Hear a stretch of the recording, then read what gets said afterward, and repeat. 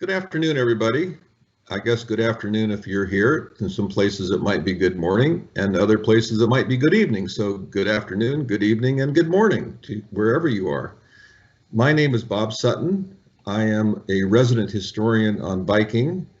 I'm looking forward very much to seeing you again on a Viking trip sometime very soon.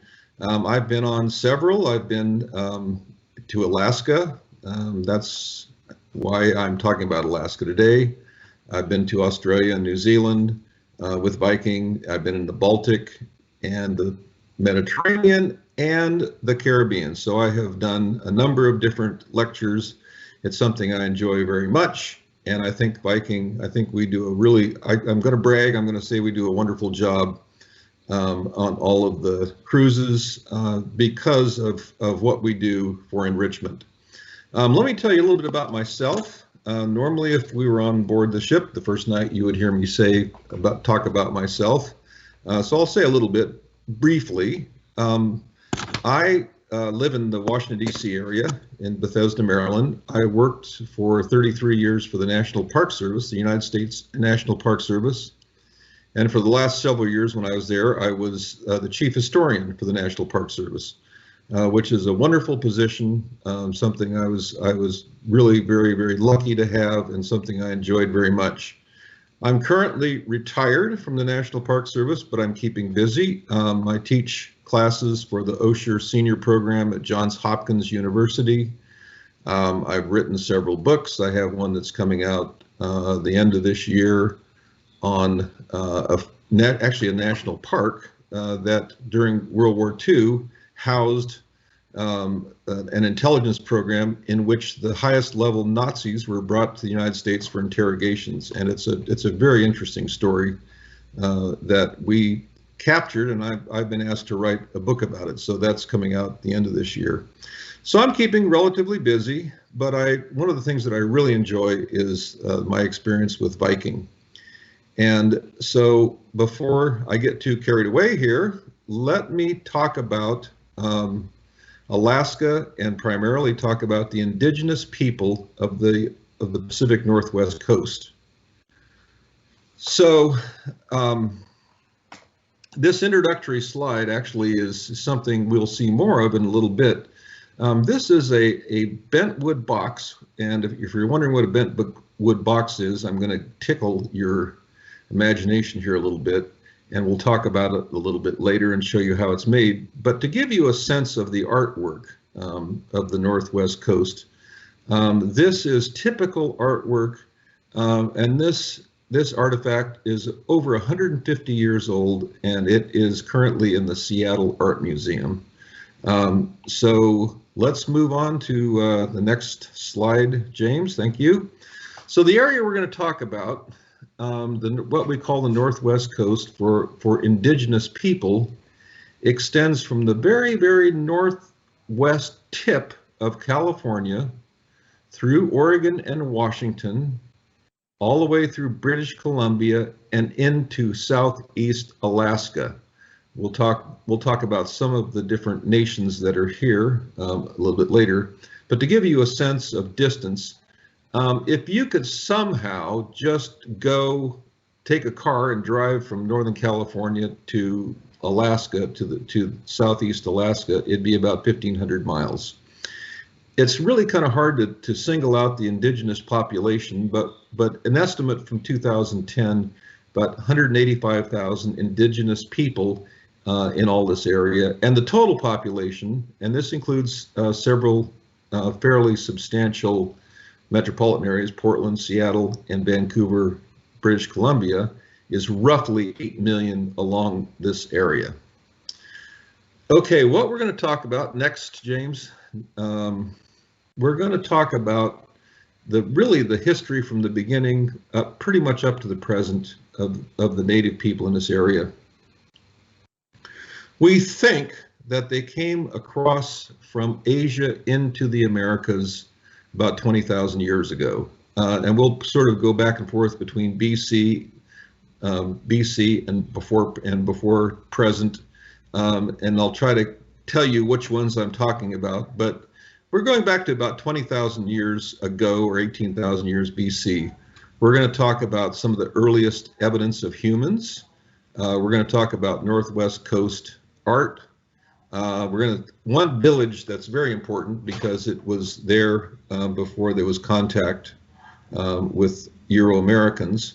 Then we'll talk about the contact. We'll talk about what happened when the Americans and the British settled the boundary between the two, and we'll come right up to the present, pretty much the present, on some of the issues dealing with the native people in this area currently.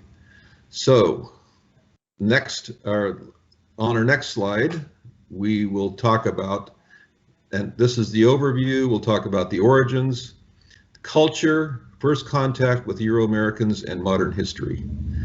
Okay, now, James, the next please. The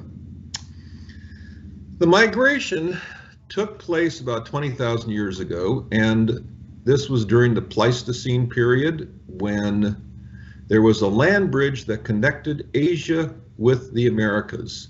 Now, this was a theory for a long time, but over time, the evidence is so overwhelming that it's no longer a theory. It's considered fact that people came from Asia into the Americas on this land bridge. We don't know exactly when it started. Some of the earliest evidence is some fire pits in Alaska from about 20,000 years ago. There's no other evidence other than these fire pits, but we think probably 20,000 is a good date. Probably 25,000 might even be better, 25,000 years ago. So most of the people who migrated came from Asia, and they literally settled all of the Americas, from the Arctic clear down to the very, very tip of South America, and many of the islands in the Caribbean as well. Let me tell you, just to give you a little bit about all these people that came here. There literally were millions in the Americas when Europeans came here. And at one point, some of the cities, especially in Mexico, about 1,000 years ago, were some of the largest cities in the world. They had a very highly developed culture. And for us today, one thing that they did that was very important was that the food that they domesticated became about 50% of the food that we eat today. So can you imagine a world without corn, without potatoes, without tomatoes, without avocados? All of these, and peppers and many beans, were developed and domesticated by these people throughout the Americas. One bad thing that they developed was tobacco, but they had a tremendous impact on the history of the world. Now, over all this time, there's another theory that was developed. It is called the Kelp Highway, which said that another group of people came along the coast of the Americas, migrated along the coast, and settled in different areas, literally in North and South America. Now, the early evidence for this was that in places like Chile, there were archaeological sites that were very different than the other native people who were there. One of the problems with this Kelp Highway theory is that most of the sites that they would have settled were covered when the sea level started to rise. Most of the settlements were probably right along the coastline, so most of them were covered by water when the sea level started to rise. But in our next slide, we can see some evidence that actually there now is pretty good evidence that this actually was not only a theory, but probably really happened. And in Calvert Island, which when you take your cruise to Alaska, you will go by Calvert Island. I got to tell you, you probably won't get off at Calvert Island. But several years ago, a team started doing an excavation of several sites on Calvert Island, and they found evidence of people who were there about 13,000 years ago, or about 11,000 years BC, on Calvert Island. Now, the only way that they could get there that long ago was to come by sea. There was virtually no way that they could cross over the large ice caps that covered much of North America. It just would have been virtually impossible, not completely impossible, but really difficult. And so really the only way that they could get here was by sea. And so this has become the first really, not the first, but one of the really strong pieces of evidence pointing to this kelp highway. Now, how do we know the dates of some of these things? Well, in our next slide, we'll show you how this happens. It happens through what we call carbon-14 dating. Now, I got to tell you, I'm a historian. I took chemistry when I was in high school. I was not a very good chemistry student. In fact, I was a terrible chemistry student. But one thing I do remember from chemistry was that there was such a thing as a periodic chart that had all the different elements and their atomic weight. And I don't remember this, but on that chart, it said that carbon had atomic weight of 12. It really did. So what is this deal with carbon-14? Well, carbon in all living things is not radioactive, but similar to being radioactive in that it has a different weight. It's 14 rather than 12. And the way this happens is plants absorb carbon from the sun through photosynthesis. I actually remember that because I did a paper on it, but absorb carbon through photosynthesis. So in this case, this corn is absorbing carbon. A turkey comes along and eats the corn. So now the turkey has carbon-14 in it. Well, someone comes along and decides they want to eat the turkey. And so the turkey is killed and eaten. And they decide, well, this leg bone on the turkey, actually, if we carve it, it makes a very good tool. So we'll use it for a tool. Well, along the way, the tool is abandoned, which you can see here at the bottom. Years and years and years and years later, an archaeologist comes along, finds this tool, sends it off to the lab, which you see here at the left, and it's dated. Now, the way this works is that carbon-14 reverts to carbon-12 at a very, very precise period of time. So 5,730 years is the half-life of carbon-14. And you can go from there. So the next quarter life is 5,730 years, and on and on. So it's a very good dating system for something up to about 50,000 years. And so carbon-14 has become a really wonderful friend of archaeologists, because as soon as this turkey died, his bone started reverting to carbon-14, and so it becomes a very, very good way of dating. Okay. In our next slide, we'll see some of the evidence beyond the site at Calvert Island of the people who lived here. Now, in 1929, a young boy was very interested in archaeology, and there was a site being excavated near Clovis, New Mexico in the United States. He found a projectile point there that turned out to be very, very old, about 8,000 or 9,000 years old. And it was called a Clovis point because of where it was found. Now, over time, archaeologists have found these points, either spear or arrowhead points, literally all over North America. And all of them date from about 9,000 to about 13,000 years before present. We see here about 10,000 years BC is sort of in the middle. So these points were discovered all over North America. And this presents kind of an interesting problem, because was this one huge culture all over North America that made these points? Or did someone develop the point and tell her neighbor, hey, guess what? I have this really, really wonderful arrowhead. You want to see how I made it? This is what I did. What is also fascinating is they all date from this period. They date from after about 8,000 or 9,000 years ago. You don't see Clovis points anymore.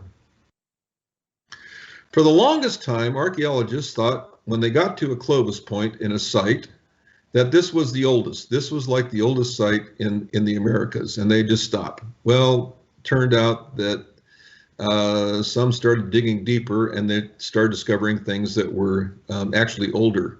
In our next slide, we'll see some of the first evidence where actually a human interacted with something else.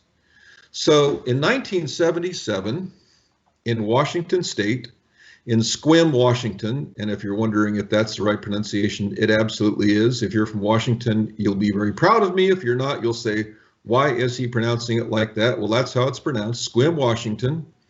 A man by the name of Emmanuel Manus was starting to dig a pond in his yard in Sequim, and he encountered what he thought was elephant tusks. Now that's kind of unusual, elephant tusks in Washington State. Well, he called Washington State University, and it turned out there were two archaeologists that were working on a project nearby. They came over that afternoon. They were positive that what they were going to find was not going to be elephant tusks, but it would be mastodon tusks, because we think of them as being extremely rare, and they're relatively rare, but they have been found in many, many places in North America, and so they were pretty sure it would be a mastodon tusk. So they started excavating, and sure enough, it was a mastodon tusk. But what they found, and this was extraordinary to them and to others, they found embedded in one of the bones a projectile point. You can see probably the best shot here is number C at the bottom left. You see this solid piece going into the bone, and not only was there a projectile point in a bone point in this mastodon's bone, but there's evidence that it's healing around the bone. So clearly it didn't come recently. It was something that happened many, many years ago. So probably what happened is they tried to kill this mastodon. He got away, probably. There probably was a lot of mud in this area. He got stuck and died. Well, again, from carbon-14 dating, it was determined that this projectile point in this mastodon was about 13,800 years ago, or 11,800 years BC. So it was probably at least 300, maybe 1,000 years before any Clovis points that we have found. So this is one of the first really strong pieces of evidence of humans in the Northwest coast. And so the professor who found this, name was Richard Dick Doherty. He was a professor at Washington State University, along with Carl Gustafson. Now, in the next slide, we'll see another piece of evidence. Now, this one is a really funny, kind of fun story. I guess it wasn't so fun for the Kennewick man, but in 1996, two college students were watching a speedboat race on the Columbia River. The Columbia River actually goes from north to south until it comes to the border between Washington and Oregon, then it heads west to the Pacific. And right at that big bend is where there are three towns, Kennewick, Pasco, and Richland. So these two college students were watching a speedboat race. The bank they were standing on collapsed. They looked down and saw a skull. Now, being good citizens, they called the police department. The police came out, looked at it, and realized, no, this is not something that happened anytime recently. It is something that's really old. So they called in an archaeologist, and fortunately, one of the top forensic archaeologists in North America was nearby, a fellow by the name of Dr. Jim Chatters. He came down, they cordoned the site off, came down. He actually found not only the skull, but much of the skeleton of this person. And not only that, but in the hip, there was a projectile point that was broken off and showed signs of healing. Well, if you look at the reproduction of the face of this man, you're probably saying, as many did at the time, he does not look like a native person from that period. He looks more like he's either European or maybe even Polynesian. And so there was this big debate that took place on exactly who he was, where he came from. One thing they did know was that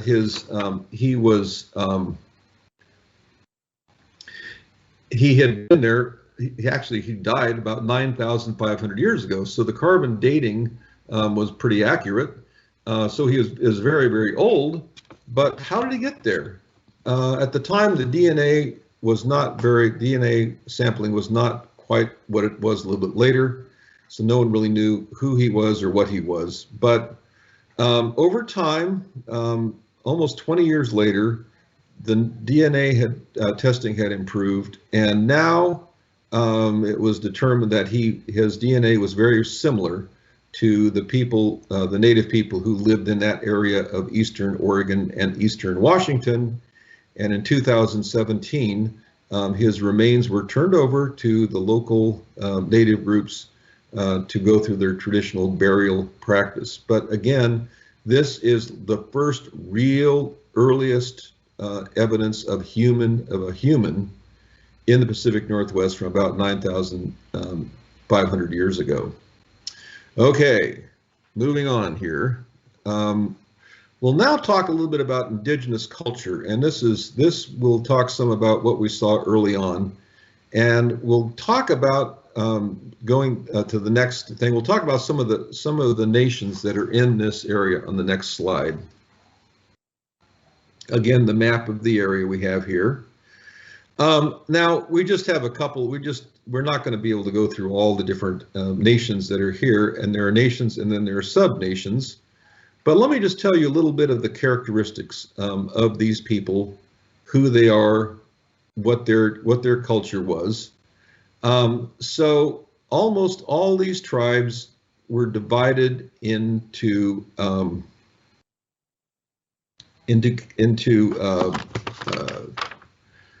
brother, they were divided into different divisions, and so they were either, I can't think of the right word here, they were either clans. There we go. They were divided into clans. So the Tlingit had two clans, the Raven and the Eagle. The Tsimshian, which was their neighbor, had four clans, the Raven, the Eagle, the Wolf, and the Killer Whale. Now, let's say a man wanted to get married and he decided this was something he wanted to do. So let's say he was a Tlingit, he was in the Raven clan. He would never, ever have been allowed to marry anybody in the Raven clan. He would have to marry somebody in the Eagle clan. That just was a solid, absolute, rock solid rule at the time. They had understood, apparently early on, that if their own clan had too many, they didn't know about genomes, I guess, but they understood that you just couldn't marry anybody in your same clan. So what he would do is he would go to the woman that he was interested in, go to her family, and pay whatever the bargaining was, maybe a canoe, who knows. He would pay for her. He would marry her. Whatever children they would have would be raised by her family. So it was a matrilineal system. Now let's say she didn't like hubby. Let's say he who knows what, but maybe he was fishing too much. Who knows? But anyway, let's say decide she doesn't like him anymore. Well, her family could give the husband his money back, or whatever it was that he had paid for this wife. She could divorce him, and all of the children would stay within her clan. And it was a very, very, very strictly controlled system, and it worked pretty well for them. Now, most of the tribes in the north had this matrilineal system. The only exception were the Salish people, who were mostly in Oregon and in Northern California. Everything was the same, except the children were in a patrilineal system, so they belonged to the father's side of the family. Now, socially, the way that the system worked, at the top were royalty. At the very, very top was the chief, and the chief was the richest man in the community. It was very simple. Whoever had the most of furs, goods, whatever, was the chief and was part of royalty. The largest group were commoners. They were made up the bulk of the population. And at the very bottom were slaves. Yes, there were slaves in this culture. Slaves were generally victims of warfare. They were captured, taken to the community, and they were slaves. So there were three levels in the community. And so that's essentially how the hierarchy worked. Now, I remember, I'm actually originally from Oregon, and I remember I had a T-shirt when I was there. It probably was not politically correct, but the T-shirt said, I bought it from an Indian friend of mine. It said, when the white man came, the men went fishing and hunting all the time. The women did all the work, and the white man wanted to change that. Well, that is not really, as I say, politically correct, but it's not completely different from how things were divided in the Northwest coast. The men did go fishing and hunting, but they also were in construction. They built all of the buildings, the houses, the buildings, and they mostly did the artwork. The women raised the children. They gathered a lot of food, mostly the berries and roots and so forth. They also made a lot of things out of cedar, and so they did a lot of weaving. And so they divided up the work relatively simply, but that is how the system operated. So, moving on here, the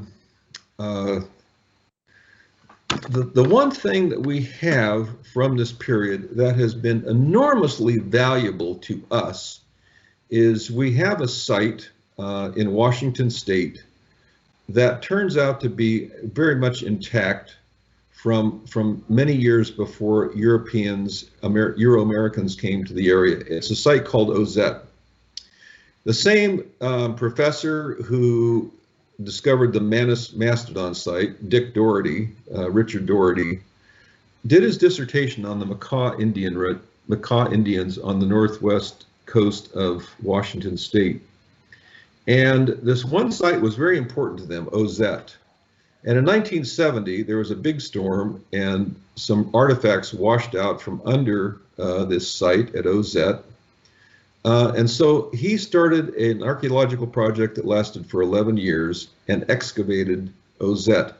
Now, the reason Ozette was important was in about 1700, give or take 1 or 2 years, there was a very big earthquake. You know, the earthquakes happen up there, and there was a very big earthquake. And in this earthquake, it covered Ozette with about 10 to 15 feet of sand.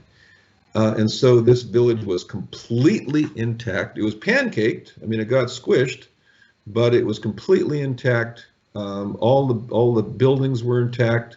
You can see a recreation of a house. There were 3 huge cedar houses that they've been recreated at a museum on Makah Reservation. So they discovered this village and about 55,000 artifacts that are now in this museum. And you can get a sense of some of the artwork. So Professor Doherty is holding up a carved wooden whale fin with otter teeth in it. And so this has become what we consider to be sort of the Pompeii of the North Coast, because now we have a pretty good sense of what life was like at that time. Okay, next.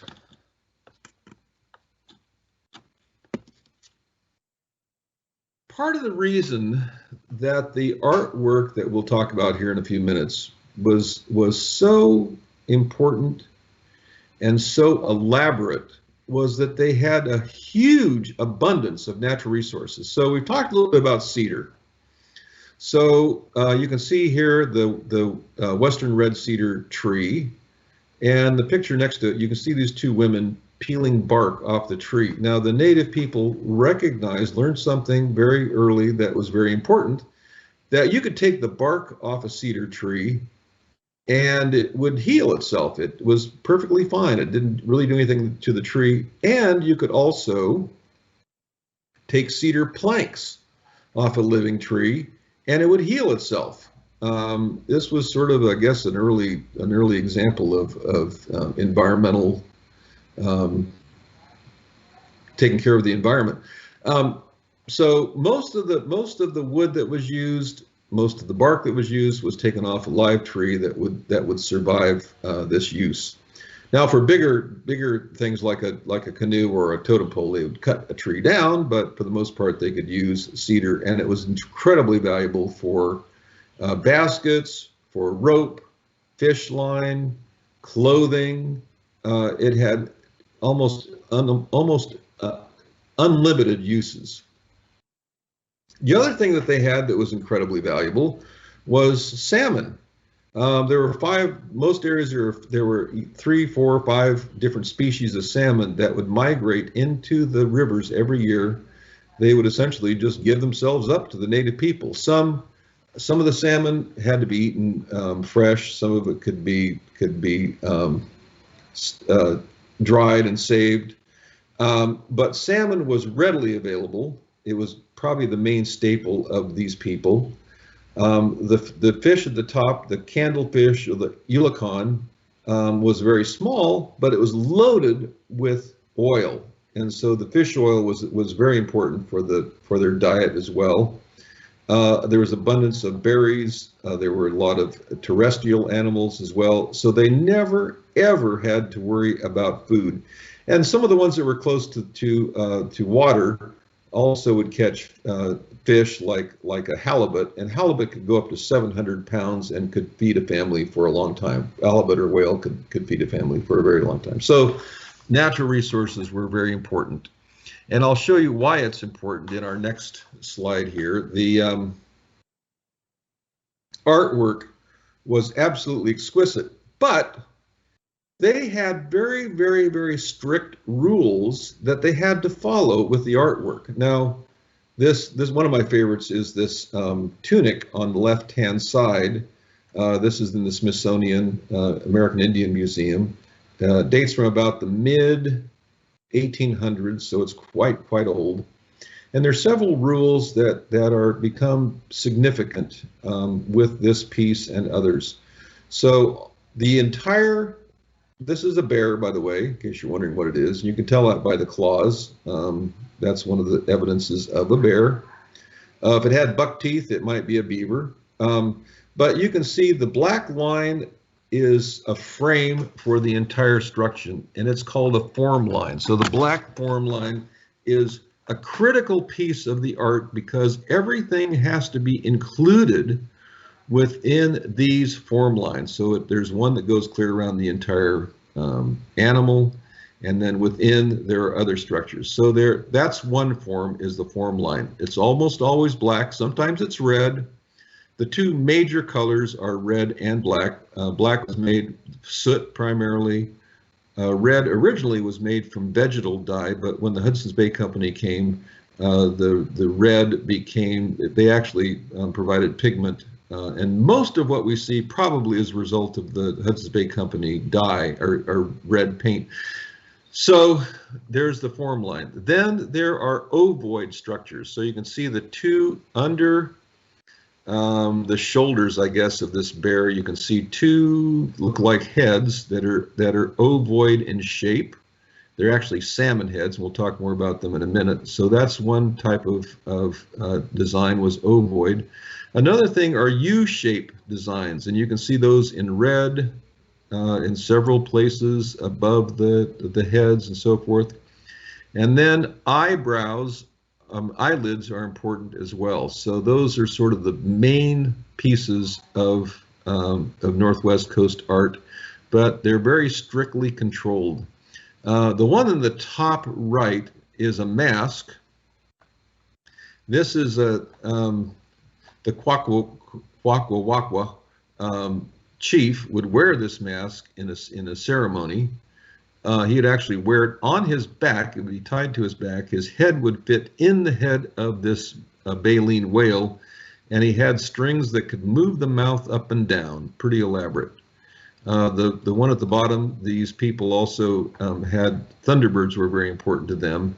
And so the wings that you see here were on hinges. The wings could be closed or opened to show his face. But again, you can see the characteristics from the one on the left. You can see them in the right as well.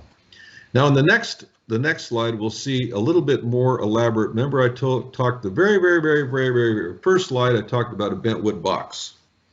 Well, this is a bent wood box. This one is from about the mid 1800s. You can see that they really hold up incredibly well. Again, you can see the artwork. You can see the rules that are being followed, the black form lines around the artwork. You can see the U shape. You can see the ovoid shape, and you can see, I think you can see the eyebrows. Yes, you can see the eyebrows in the bent wood box. Now, the way it's made is they would take a cedar plank. They would kerf the corners.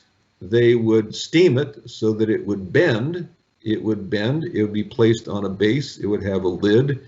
And it could be used for a number of different things. It could hold water. It'd actually be watertight. It could be used for cooking even. You put water in, drop fire-heated rocks into the pot, into the box, and you could heat food.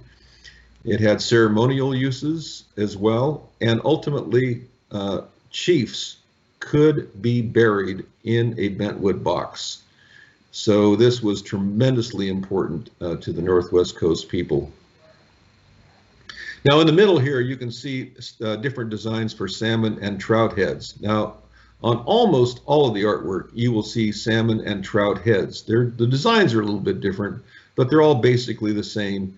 And what this says is that the people are very, very appreciative to the salmon for giving up their lives, and for their food. And for that, they include their heads on the artwork here, which is, I think, very important. Okay, next we'll show some of the other pieces that are important as well. This happens to be my very favorite of the Northwest Coast art. The Chilkat Indians were a branch of the Tlingit Indians in Alaska. And early on, they developed these incredibly complex blankets called a Chilkat blanket. If you wonder what to buy me for Christmas, this would be nice. Probably about $20,000, $50,000, but whatever. Anyway, so you can again see the design characteristics here. These were made out of cedar bark. Cedar bark becomes sort of the basis of these blankets. And then either mountain, sheep, or dog hair was dyed and woven into this cedar bark. It is incredibly complex. It takes over a year to make one Chilkat blanket. There was a woman who was very famous for her blankets, Mary Ebbets Hunt. She died in the early 1900s. Her protege, Jeannie Thlunat, took over for her. She died in 1986. So you can see the examples of their blankets here. It looked like the art, it was so complex, so hard to do. It looked like it might die out as an art form, but we'll talk more about it later. But you can see the absolute intricacy of the design work here. It is just an absolute magnificent piece of artwork. Now, in the next one, we'll show some of the other examples of Northwest Coast art. The top left is a hat made out of cedar bark with designs on it. The canoes were like huge, gigantic crafts made of one or more logs. And of course, they had to have their art design on it as well. And they're very seaworthy. This was really the only way of transportation to most of these places was on a canoe, a carved canoe. And then some of the baskets are examples from the entire coast here. Baskets, like bentwood boxes, could be used for food. You could store food in it. You could cook food. Some of them were watertight. You could drop a rock into a basket, a hot rock, and it would cook your food. And so they were very elaborate as well. Okay, moving on. One of the pieces of culture in the Northwest Coast was something called a potlatch. Now, the best way to describe this is to say this is like Santa Claus on steroids, because what this was, the chief, the person at the top of the heap, would essentially give a party. Now, it wasn't just any party. it could last for a week or more. It could take a year to plan. It included everything. There'd be speeches. There would be food. There'd be more food than anybody could imagine. And there would be presents that were given away. The main part of this thing was giving away presents. And so the royalty would receive the best presents. It could be a new canoe. It could be, well, anything really. And it even could be include slaves. Slaves could be presented to someone in royalty. The object was to do better than whoever was giving a potlatch. You had to do better than the last person who gave a potlatch. So let's say the previous chief, when he became the chief, or when he had a child born, or there could be a number of different reasons for having a potlatch. Let's say that he gave a week-long potlatch and gave away 100 presents. Well, the next chief had to give away about 150 presents and have it last for a week and a half. And you can see how all this went. And eventually things got kind of out of hand. And in Canada, actually, the potlatch was actually became illegal. And there's a wonderful movie. Edward Curtis did a movie called In the Land of the Headhunters. And you can actually see this on YouTube if you want. It's kind of a cool movie, but he actually got these people to reenact a potlatch, so you can see how this functioned. Okay, moving on again. The next thing, and this probably is something that if you're familiar with any Northwest Coast art, quite possibly it would be totems.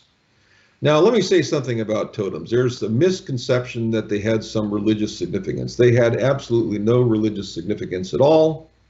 They weren't worshipped. They had no religious symbols, but they were very important to people and tribes. And so if you would come to a village in the canoe that you saw earlier, this happens to be a Haida village, there would be a number of totems, and generally it would talk about whatever clan was here, the chief. At the top of the totem would be the clan symbol, like an eagle or a raven. And so the totems were very important as sort of signs saying this is such and such village. You're here, and we want you to know who we are. Totems could be used as for funerals. A chief could be put into a bentwood box. That would be his ashes could be put in a bentwood box and inserted into a totem. The one on the right gives you, most of them tell a story. The animals are involved with the story, and there are all kinds of different animals. There are frogs, there are beaver, wolves, usually at the top, almost always at the top, whatever the clan symbol was at the top of the totem. And so they usually tell a story, very important.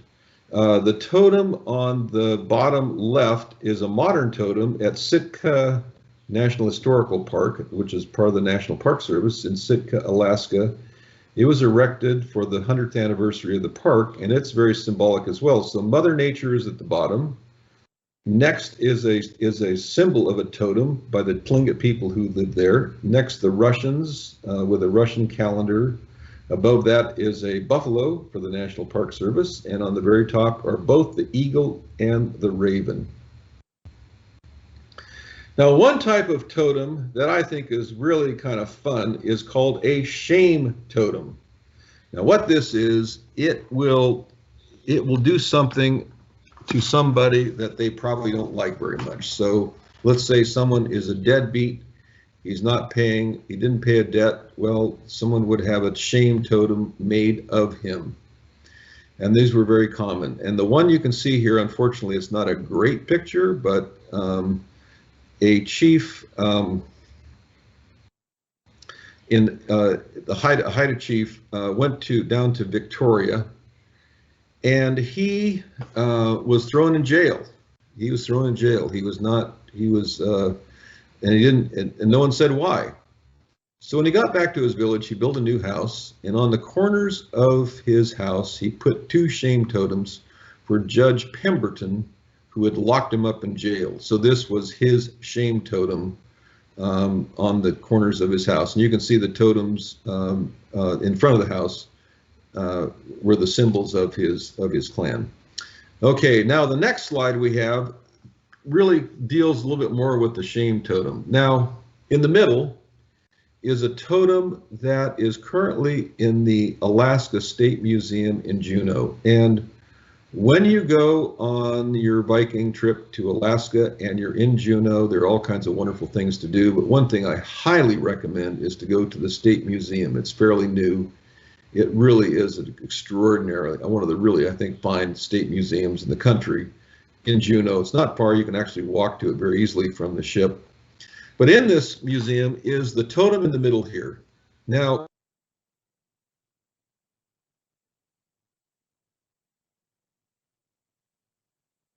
the United States had annexed, had purchased Alaska. And because of that, the totem here on the right was erected later, and it's very clear that that's Abraham Lincoln. Now, what is it? What kind of totem is it? We've always thought that it was an honorary totem for Abraham Lincoln, but was it really? Maybe it was a shame totem. One thing that Lincoln did was he abolished slavery. Remember, we talked about how slavery was common among the Northwest Coast people. So maybe it was a shame totem because he had abolished slavery, or maybe it was a positive totem because he'd abolished slavery, so people didn't have to worry about being enslaved anymore. Now, the totem on the left, there's absolutely no question what it is. It is clearly a shame totem, and actually it's a new version of a shame totem for William Seward, who was the Secretary of State who actually arranged for the purchase of Alaska. Several years later, he went to Alaska. He was the guest of a chief of the Tlingits. The chief threw him a very elaborate party, gave him some very elaborate gifts. Seward did not realize that what he needed to do was to reciprocate. He left without reciprocating, and so they had this shame totem made of him. That's not this one, but one like it as well. Well, let's get back to the Lincoln totem. Now, what is the real story behind this? Well, what it is that Abraham Lincoln became president, was, as you know, was assassinated, but one of the stories is that it could have been Abraham Lincoln, or it could have been something that people found, that they found a picture of a person wearing a hat when it became part of the United States, and maybe they just copied it. Probably the most plausible picture that we have right now of what happened was that the Tlingits, the Ravens, and the Eagles were in the middle of a big war in 1868, and the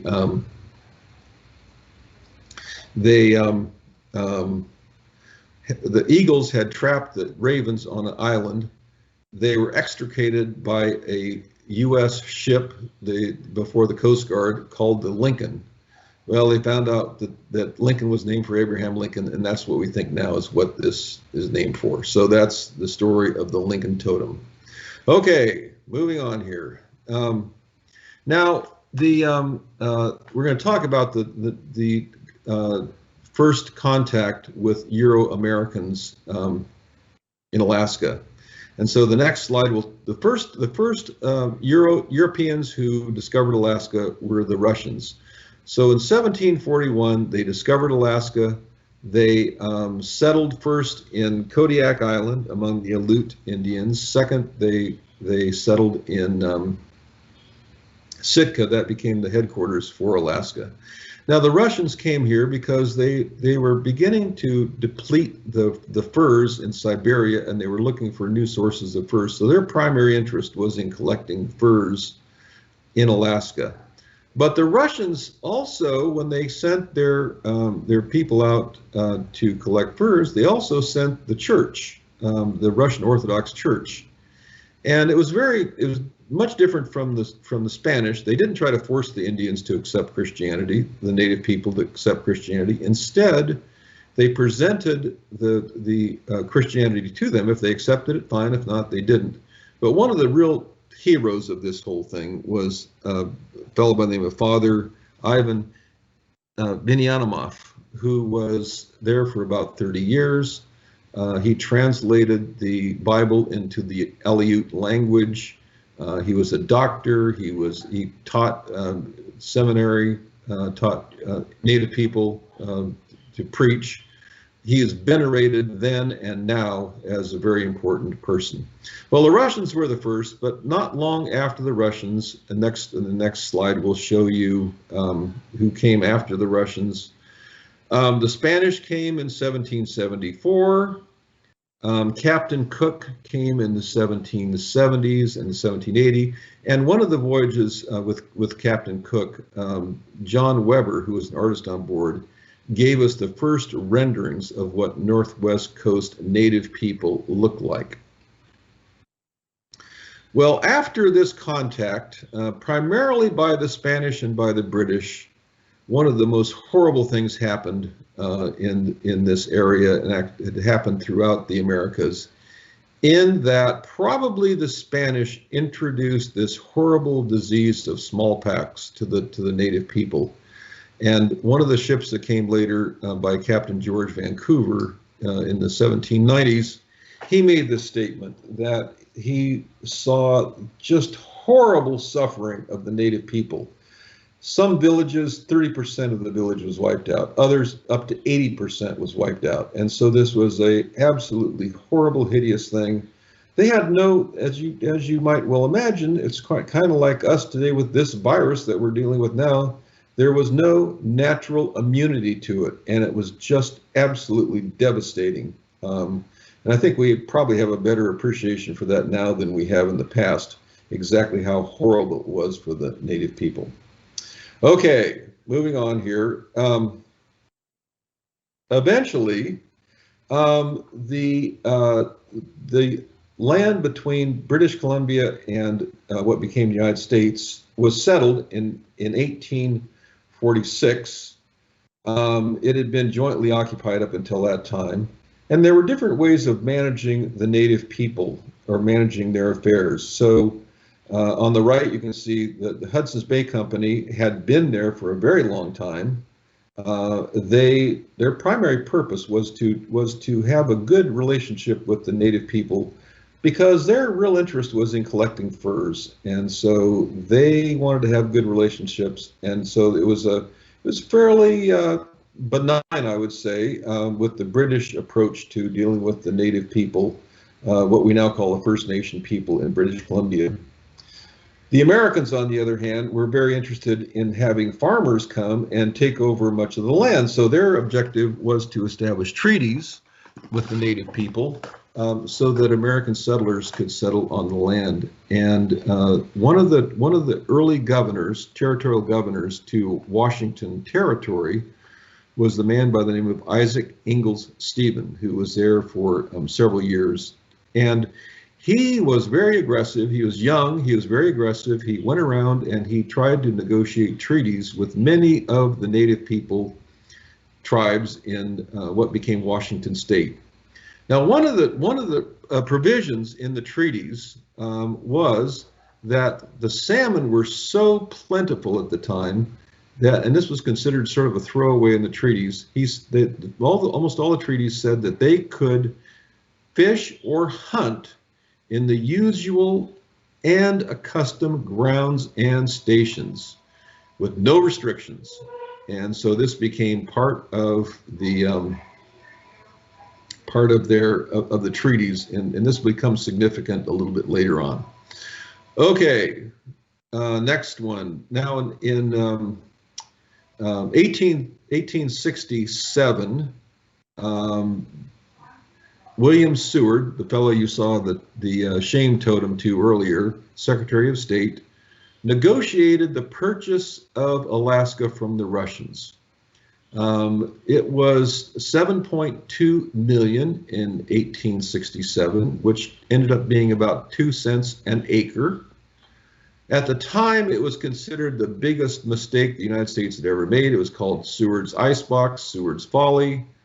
Little did they know that it would turn out to be one of the probably best bargains ever in the history of humankind, because of the, not only were there furs there, in fact the furs were being depleted, but between the salmon and eventually the oil and the timber and all the resources, it was just an incredible bargain. So the United States, it became part of the United States when it was purchased from Russia in 1767. Okay, again, move on here, James, if you will. So modern history. Now, what happened? Can move on to the next one here. What happened in the early 1900s?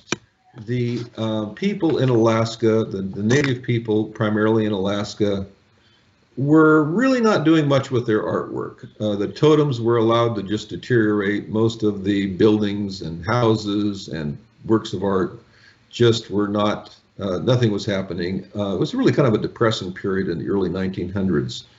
But during the Depression, which according to most people was a really horrible time, turned out to be really in many ways very positive for the native people of Alaska, because there was a special program in the Depression called the Civilian Conservation Corps ID, CCC ID, and the ID was for native people. It provided a tremendous amount of money for the native people to revitalize their artwork. So some of the totems that had been there were either repaired or redone. This particular village in Wrangell was rebuilt. There was a big ceremony for it, and there really was a new resurgence of Indian artwork. In fact, the Chilcot blanket, which I showed you before, there was new interest in that, and now it is probably as alive and well as it has been. And since that time, people have recognized the tremendous beauty and value of indigenous art. And so this, what for most people was a horrible thing, the Depression, turned out to be in some ways very positive for the native people of Alaska.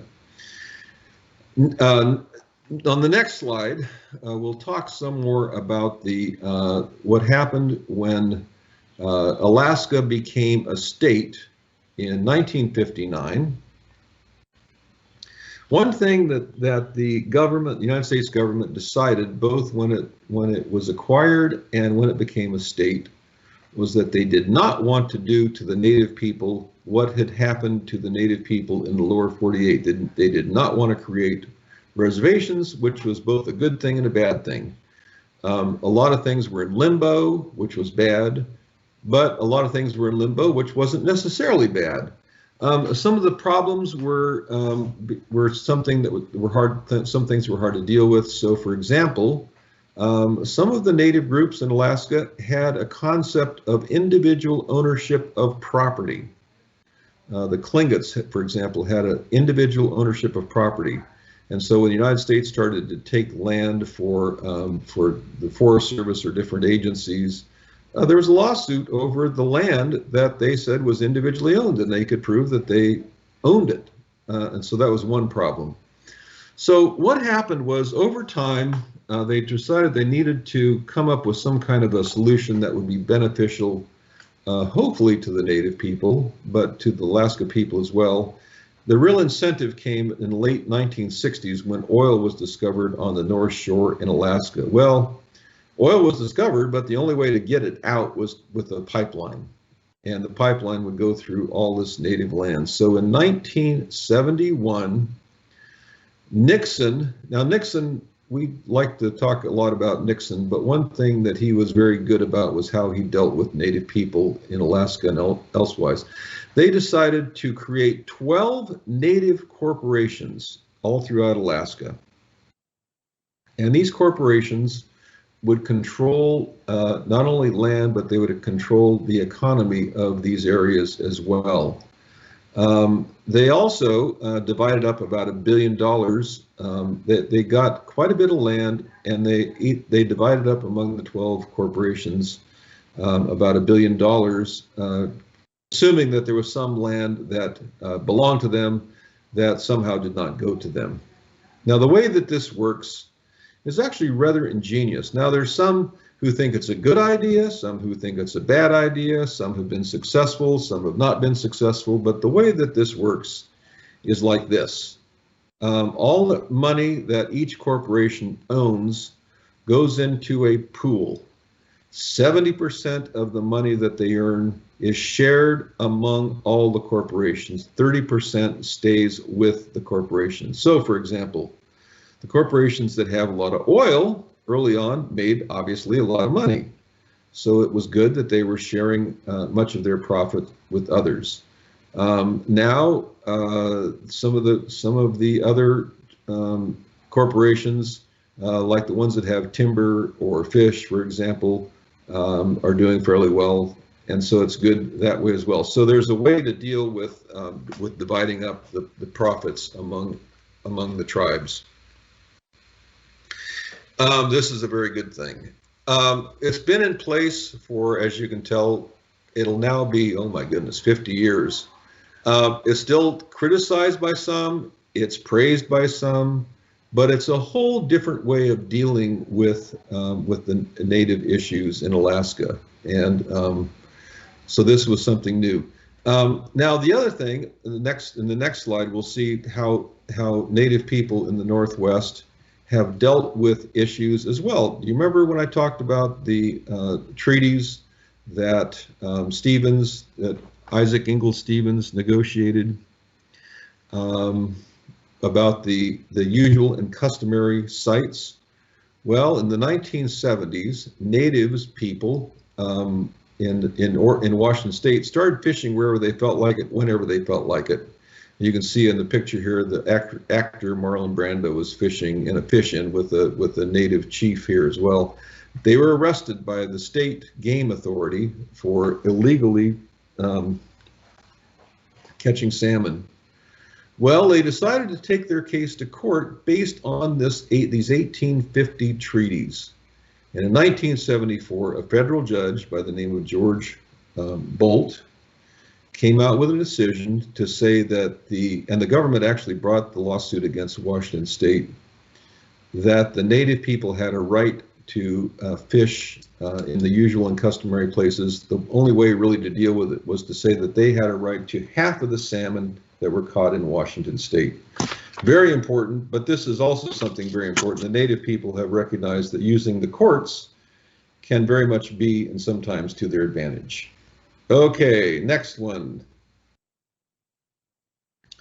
Now, in some areas, the native and local population work very closely together. So in Sitka, Alaska, the entire community turned out for the raising of this totem in 2006. The shame totem is still alive and well also, and after the Exxon Valdez oil spill, when the president of Exxon said, "We will make you whole," the native people of Alaska realized that no, they weren't made whole. And so this fellow made a shame totem for the Exxon Valdez. Okay, thank you very much. I hope that this has been somewhat enlightening, and I understand that Claire Armitage will have some questions that you have posed.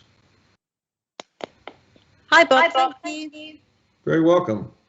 So the first question comes in from Robert, and it's actually from Grace in Washington. She says, "I'm amazed that evidence has been found of humans in the Pacific Northwest from as long ago as 7,500 BC. Can you tell us more about what is known about how people lived at that time, how their society was set up, and what they ate?" Well, we know that that all the sites that we found in the Northwest. So Ozette is really a good example in some ways, and not such a good example as the site I talked about. It's the best example that we have of what life was like on a maritime site. So the sorts of things that they would go out and get go whale hunting, catch halibut, seals, And so they're more of a maritime community. So we know how they live, but we also know that others, that the salmon was tremendously important. And as far as we know, it goes back. We don't know how far back the cultures go because we just don't have one of the unfortunate things about the Pacific Northwest. I'm sorry, I didn't catch the name of who asked the question, but if you live in the Northwest and you live along the coast, you know that it rains, right? Is that, when I lived there, it rained, and I presume it still does. Part of the problem with that is that much of the early artwork deteriorated and is gone. Another thing that we think that the totems are really important, but the way that they would be treated, they would put a totem up, and when it deteriorated, it was almost like a person. When it was deteriorated, it was gone. It was just gone, and they would build another totem. So there was no real effort to preserve their buildings, their culture, their totems, really anything. And so from our archaeological sites, we know some things, like we have a pretty good sense of some of the food. And some of the other sites, we found netting, we found fish hooks that they have developed. We found that they use cedar bark for fish line. We know that they use cedar bark for nets that they would use to catch the salmon and so forth. So we know a lot about food and how they captured food and the type of food they ate. But we don't know a lot about when really we're sort of guessing when we think the Northwest Coast artwork started. I hope that helps with that question. Thanks, Bob. So this question is from Robert in Calabasas, and he says, how many distinct indigenous groups were there in Alaska, and what were the main cultural differences between them? Well, it's hard to, I mean, when we talk about the native groups in Alaska, Alaska's a very big state. And so I don't, when we talk about all of Alaska, there are dozens and dozens of native groups in all of Alaska.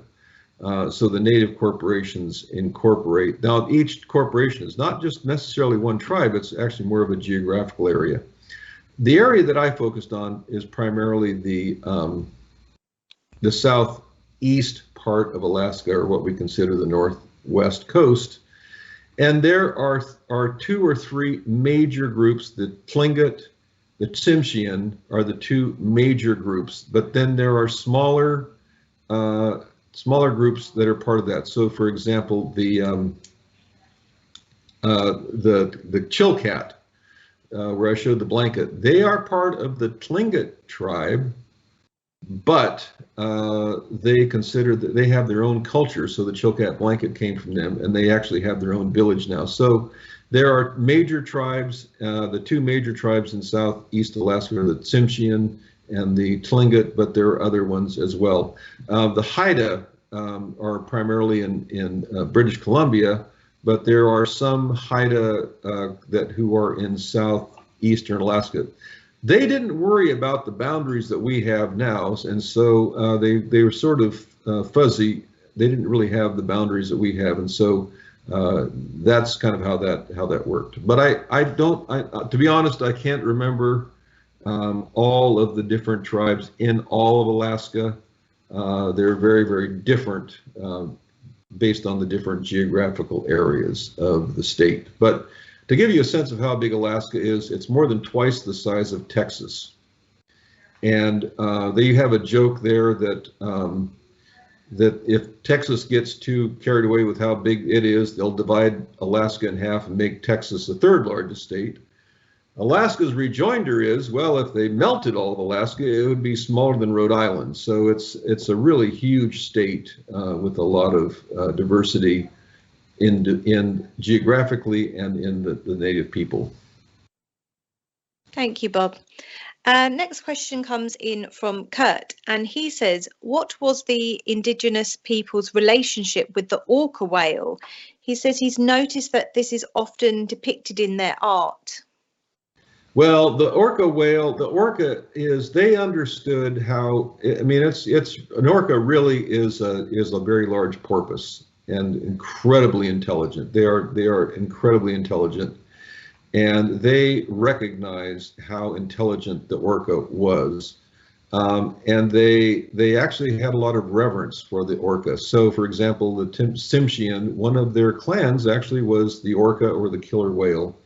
And so they really held them in reverence. Now, I know that I don't know of any native group in Alaska or elsewhere that would hunt the orca whale for food. Apparently they weren't good to eat, but I think they recognized how developed the orca was. I mean, if you watch movies or film of how they work in packs, I mean, they work very closely together. They communicate with each other.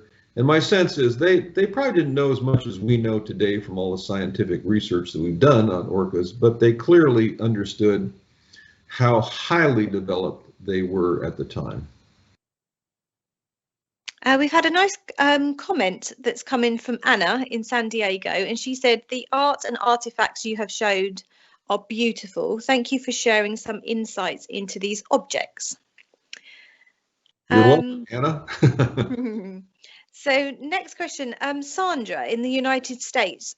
She would like to know if you could recommend the best museums or heritage centres that she should visit in Alaska to further her knowledge and understanding of the native history, please. Did she say in Alaska? Oh, yes, visit in Alaska. There are many, many, many. I mentioned the Alaska State Museum in Juneau. It's an absolutely fantastic museum. It's fairly new.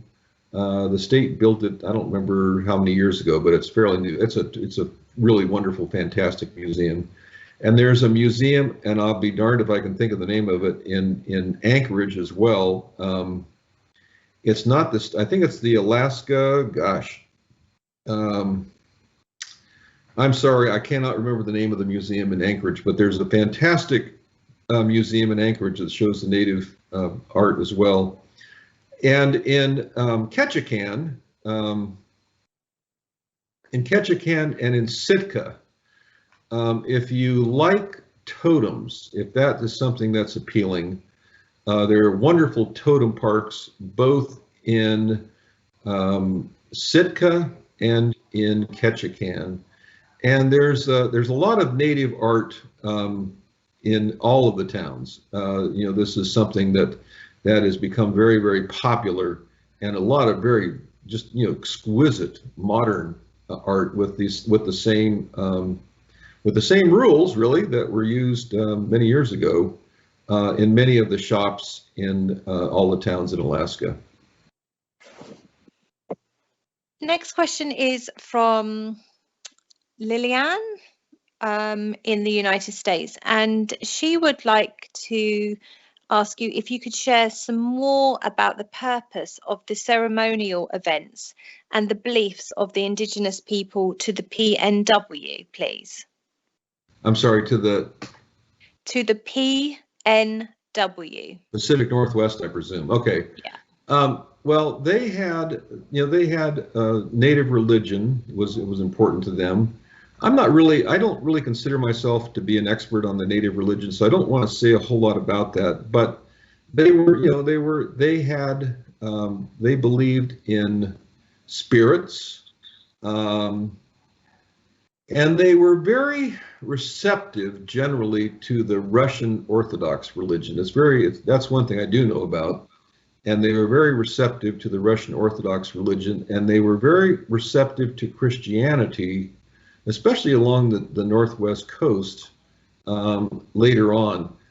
You look at pictures of many of the villages, and there are numerous Christian churches in these villages. So I don't know a great deal about the native religion, but I don't know if she was interested in the potlatch. I think that might have been part of the question. I'm not sure.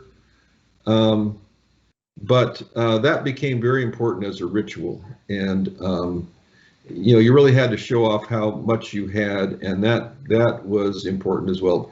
So I wished I could say more about the native religion. What I do know is that a lot of people think the totem is a religious symbol. It is not.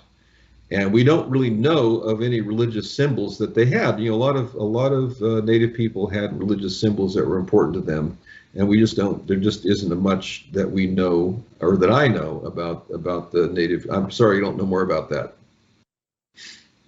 Thanks, Bob. Colby has sent in a question, and he says the Pacific Northwest, especially in winter, can be a very harsh climate. Can you tell us a bit about how the early native people adapted and found ways to survive in these difficult snowy conditions? Well, first of all, this is an interesting question, because for the most part, the Northwest coast, so everything from southeast Alaska south, has a lot of rain, but it's generally not. It generally was not as cold, anywhere near as cold as Alaska, like Anchorage or Fairbanks. Generally very temperate. If you look at the temperatures today, for example, I don't know, I haven't looked at them today, but I would dare say that there probably is rain in places like Juneau and Sitka, but probably not real cold. So there's a lot of rain, but it doesn't get bitterly cold. I suppose sometimes it does, but it doesn't get as bitterly cold as a lot of parts of Alaska. The houses that they built were incredibly elaborate. I showed you one example of the rebuilt cedar house from Ozette at the Macaw Reservation. They were very well built. Their cedar planks were built very tight together. They had a solid roof. The houses were huge. I mean, they could be divided into a number of different rooms. Multiple families could live in the houses, but I think they were very, very well built, very tight. They would keep warm with fires. They also had numerous furs that would also keep them warm. So I think, all things considering, they were relatively comfortable. And the main thing that I think was the advantage that they had over some other people. They had plenty of food.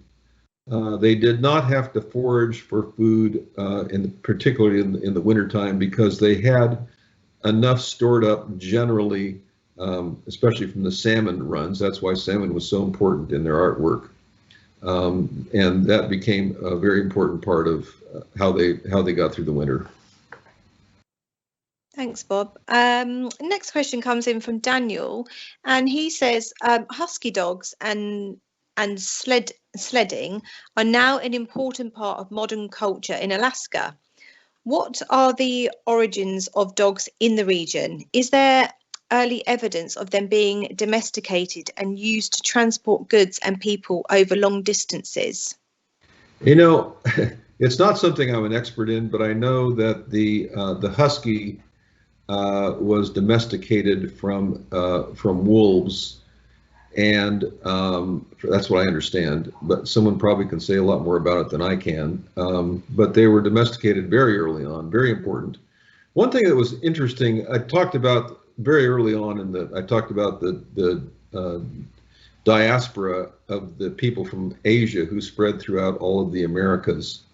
One thing they did not have was horses. They did not have beasts of burden, really, except dogs. And so domesticating dogs from who knows where, I think probably they were all wild animals at one time, but almost every tribe had domesticated dogs, and they were the primary beasts of burden throughout almost all of the Americas, except South America. The llama became important. But dogs became very important throughout much of the Americas. And so what they did in Alaska was just part of what happened throughout most of the Americas. Thank you. Question in from Alea in Florida. And she says, what type of programs are in place now to ensure native art and craft traditions are continued and maintained?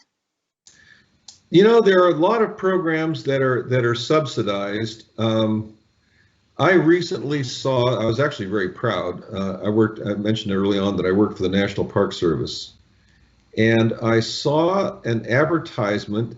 Chilcat, as you probably could tell, is one of my favorite places, and the Chilcat blanket is one of my favorite pieces of art. So I looked at their website recently, and I saw that the National Park Service is subsidizing for a year for an artist to go to work with a master weaver to learn how to make a Chilcat blanket. This is something that I understand is fairly common throughout Alaska and throughout the area, is that there is a lot of encouragement for training people and paying them to learn the native craft. Plus, a lot of these things are very valuable now, and so they can actually make, they're not going to get, most of them aren't going to get wealthy, but they can do very well with artwork. And so there's a lot of incentive now, from what I understand, for encouraging and even subsidizing artists to learn the trades. Thanks, Bob. We've had some nice comments coming as well. So Gary from the United States, he said, thank you very much. Well, very well presented. Thank you, Gary. One has come in from a gentleman called Bill Justice. He says, good to see you, Bob. I think the last time we saw each other was the 150th of MANA. Hey, Bill. Yeah, Bill is Parky, National Park Service. Okay, how nice. Thank you, Bill. Thank you. Gosh, that's old times. Yeah. Another lovely comment also from Nancy, and maybe a nice comment and question to finish on tonight, Bob. She says, thank you for the wonderful lecture. And where can we get your book? Well, the most recent book I have is, the title of it is Stark Mad Abolitionists. It's on Kansas, on the Civil War era of Kansas. You can get it on Amazon. You can get either a hard copy or you can get a Kindle copy from Amazon. So the title is Stark Mad Abolitionists, Robert K. Sutton, and that's the one that I did several years ago. The one that I mentioned that I'm working on now is supposed to come out later this year. I don't know exactly when, probably toward the end of the year, maybe November, December-ish. The title of the book will be Nazis on the Potomac. That's the current title. The publisher is Casemate Publisher. Casemate is both the United States and the UK, and I have a contract with them. They will publish it, and it will be out in probably, let's say, November, December-ish. Thank you.